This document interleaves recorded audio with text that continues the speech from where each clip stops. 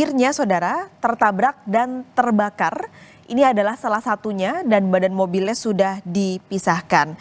Hingga tadi pukul 9:30 waktu Indonesia Barat, selain untuk memindahkan badan mobil, petugas juga mengevakuasi korban meninggal dan juga luka-luka.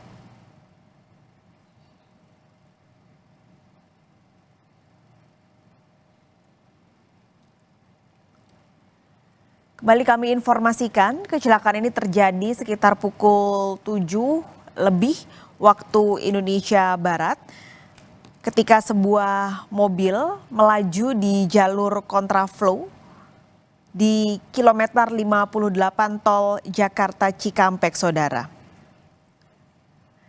Bagaimana untuk kondisi terkini di lokasi kejadian? Kita akan langsung sapa jurnalis Kompas TV Gracia Nur yang masih berada di titik kilometer 58. Gracia, jadi saat ini apa yang sedang dilakukan petugas di kilometer 58 ini?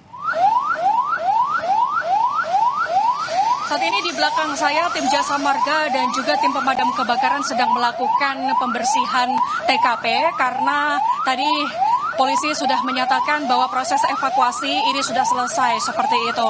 Tadi dua kendaraan, maksud kami 3 kendaraan akibat kecelakaan di kilometer 58 ini sudah dievakuasi oleh petugas.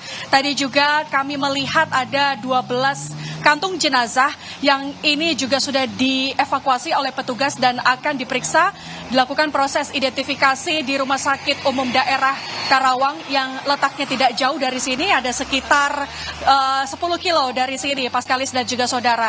Situasi terkini yang bisa saya laporkan saat ini, polisi saat ini tim pemadam kebakaran fokus melakukan pembersihan, proses evakuasi sudah selesai, 3 kendaraan ini sudah dievakuasi, begitu pula dengan 12 kantung jenazah yang ini juga sudah dibawa ke RSUD Karawang. Tadi diinformasikan oleh Kakor Lantas Polri bahwa ada 12 kantung jenazah, tapi masih belum diketahui ada berapa jenazah yang ini diakibatkan oleh kecelakaan yang terjadi di kilometer 58. Ini masih berupa 12 kantung seperti itu, tapi ada berapa jumlahnya ini yang masih belum diketahui.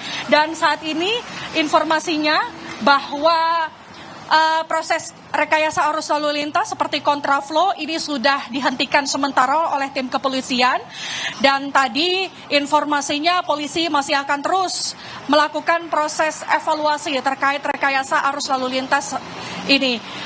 Tadi meskipun rekayasa arus lalu lintas kontraflow ini sudah dihentikan sementara, tetapi di tempat saya bertugas saat ini di kilometer 58 dari arah Jawa Tengah atau Jawa Timur atau dari arah gerbang tol Cikatama menuju ke Jakarta ini masih mengalami kemacetan dan juga kepadatan yang cukup padat. Ini kemacetan terjadi sekitar ini sepanjang 8 km lebih seperti itu, Paskalis. Dan akibat dari pemberhentian sementara rekayasa arus lalu lintas kontraflow di arus balik, di arus sebelahnya seperti dari arah Jakarta menuju ke gerbang tol Cikatama ini juga terjadi kemacetan yang cukup panjang. Ada sekitar 8 kilo lebih dari kilometer 37 sampai ke kilometer 58 ini masih terjadi kemacetan seperti itu, Paskalis. Nanti tadi diinformasikan oleh Korlantas Polri bahwa penyebab kecelakaan ini masih diselidiki. Saat ini fokusnya masih melakukan proses identifikasi baik dari 3 kendaraan dan juga 12 kantung jenazah yang saat ini masih dilakukan proses identifikasi. Nanti kita akan tunggu bersama seperti apa informasi selanjutnya. Dan di tempat saya bertugas saat ini, Paskalis, ini media juga sudah tidak diperbolehkan berada di lokasi TKP karena sudah dilakukan proses evakuasi dan juga pembersihan. Tujuannya supaya tidak terjadi kemacetan yang cukup panjang di kilometer 58 arah Jakarta seperti itu, Paskalis. Kembali ke studio. Oke, Gracia, satu pertanyaan tadi, Anda konfirmasi bahwa ada 12 kantong jenazah yang dievakuasi meskipun belum ada informasi detail berapa jumlah korban meninggal dunia. Bagaimana dengan korban luka-luka? Ada berapa? Lalu apakah dibawa ke rumah sakit yang sama di RSUD Karawang? Ya, informasinya korban yang mengalami luka berat adalah seorang supir yang membawa mobil Terios seperti itu. Semua korban baik luka berat maupun luka ringan, kemudian jenazah yang tadi sudah dievakuasi, ini semua dilarikan ke Rumah Sakit Umum Daerah Karawang yang jaraknya tidak jauh dari kilometer 58, ada sekitar 20 kilo dari sini, sekitar 20 menit kalau kita berjalan menuju ke RSUD Karawang, seperti itu Paskalis. Jadi semua dilarikan ke sana.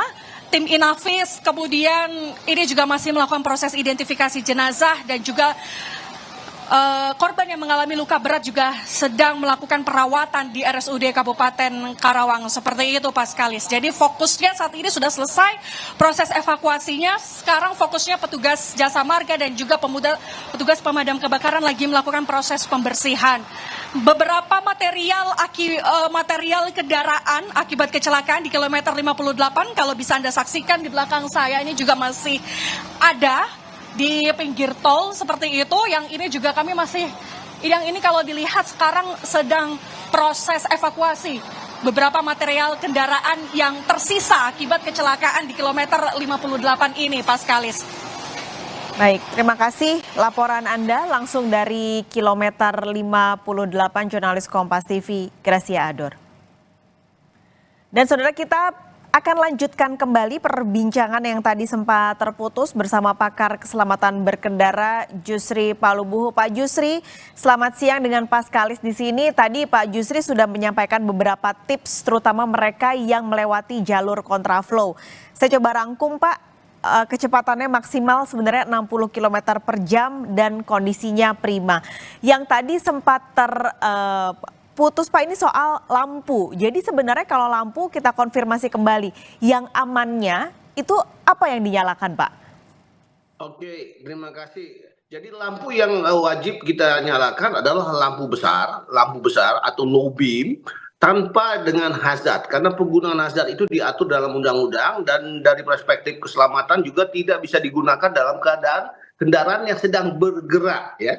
Nah, itu yang menjadi paradigma selama ini adalah ketika situasi bahaya, lampu hazard dihidupkan. No, lampu hazard hanya boleh digunakan pada saat mobil breakdown atau berhenti, karena lampu hazard cukup membahayakan. Jadi cukup dengan lampu besar, kemudian lampu besar dan lampu sen. Dalam hal ini bagi para pengguna kontraflow yang masuk dari kilometer 36 menuju 72, cukup dengan lampu dan lampu sen. Lampu sen kanannya dihidupkan. Tujuannya supaya pengemudi atau pengguna jalan dari arah timur itu dapat mengidentifikasi keberadaan para pemudik yang ada di kontraflow. Demikian Mbak Paskalis. Oke, Pak Jusri, kalau lampu besar ini dinyalakan baik itu kondisinya ketika pagi dan siang juga tetap dinyalakan ya Pak, atau hanya kalau malam saja?